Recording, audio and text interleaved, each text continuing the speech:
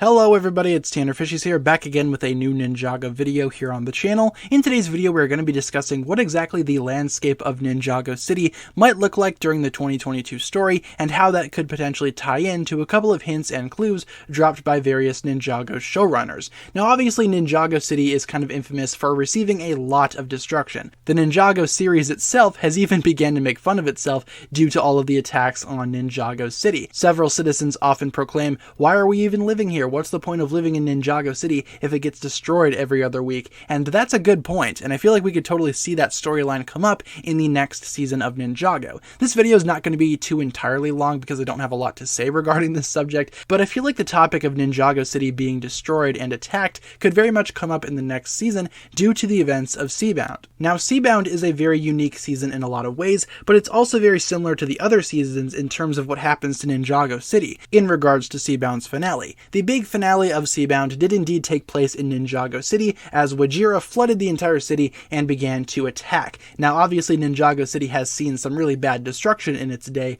We have the Oni invasion, we have the Great Devourer attack, we have the Overlord twice. There's a lot of things going on in Ninjago City that really makes me think, how come the city still allows the ninja access to it? And judging from the damage in Seabound, this is probably the worst that Ninjago City has ever gotten it. Several buildings are flooded, several businesses are destroyed, several lives are now ruined due to the flooding of Ninjago City. What exactly is going to happen afterwards? I feel like we're going to see a revolt against the ninja. This is a storyline that I've wanted to see in Ninjago for quite some time. I remember longing for this storyline ever since Ninjago Skybound came out. Honestly, when Skybound was coming out, I was convinced that the ninja were going to be hunted by the police due to their involvement during Season 5, and the city would kind of turn on them. Obviously that didn't happen, and I was kind of disappointed, honestly, but I feel like Seabound raised the bar even further, and the 2022 storyline might actually feature the police and the citizens of Ninjago City turning against the ninja. What evidence do we have for this, aside from Ninjago City's total destruction this time?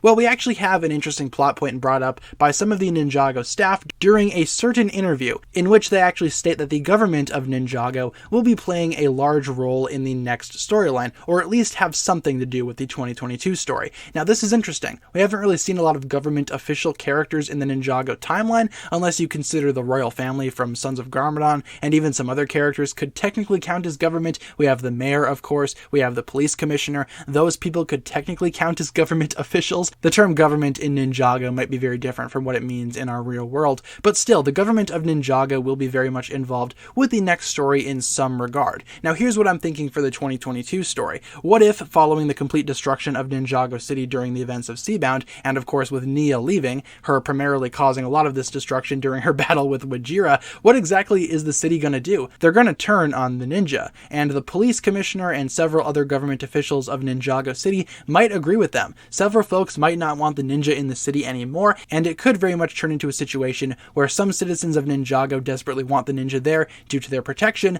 but others just want the ninja out of there due to all the destruction that Ninjago City has indeed faced over countless Ninjago seasons. Some people might even call for the arrest of the ninja, who's to say? Some people might call for the hunting down of Nia. Honestly, anything can happen in the next season of Ninjago, and if government is going to be involved in some way, I can totally see this storyline being an option. Nothing I'm saying here is confirmed officially, that is, except that the government is going to be involved in some way, the government of Ninjago, but honestly that's what my mind first came to when I heard that the Ninjago government was going to be a storyline that would be explored during the next season. I honestly felt like the ninja probably aren't being trusted anymore due to the increased tension and the increased damage in Ninjago City. How much is too much? Where's the breaking point here? I hope you guys understood what I was saying in this video, and with that being said, that's pretty much going to wrap it up for my thoughts here today. Just kind of introducing a possible new storyline that might play out in the next season of Ninjago, might not. Nothing I said in this video was 100% confirmed, just simply my own speculation regarding the government comments from some of the Ninjago staff,